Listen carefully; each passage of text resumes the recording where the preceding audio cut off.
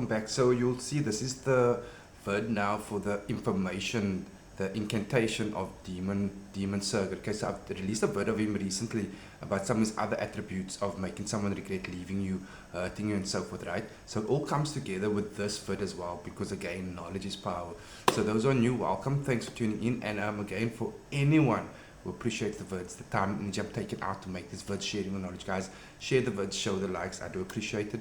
And again, anything you hear me talk about, if you'd like to learn more about it, right, hit me up for a consultation. That's where I do the true teachings, the deeper teachings, whether you want to talk about a situation you find yourself in, a spell you need, you want to access your higher self, learn magic, energy, creation, entity, all these things, hit me up. That's where the real work takes place, okay? And of course, spell work, divination readings, I've got you guys, okay?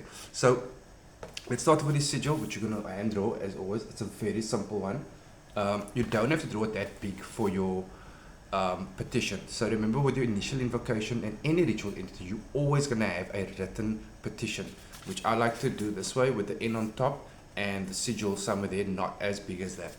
Okay, so you've got his petition there. Remember, you communicate with the entity, whether you're creating something, manifesting something, or ritualistic work, you are always, if you want to do it correctly, you're always going to write it, speak it, see it, okay? So for entities present, you want to do it correctly.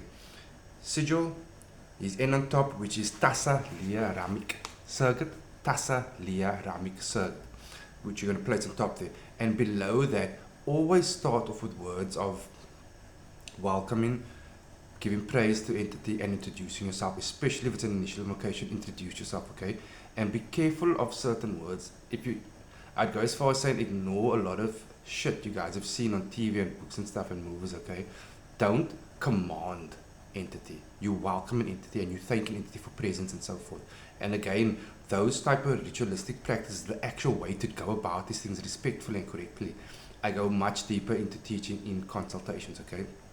So 2 candles next to that, you can use either one black, one blue, or 2 of each color. Keep those candles together. On each candle have his name scribed in it, and put offerings there. But these ones that I'm going to mention now must be there. You can add extra if you want, but these ones are like essential basically. And again, if you want to know why certain materials are there, I again go way deeper to teaching of that in consultation, okay? So you're going to place a key, or 2 or 3 if you want to put minimum 1 key, preferably an old key, any type of key, right? But the older the better. Wine and fruits, that's basic. You can add to it if you'd like, okay? But those are essential ones.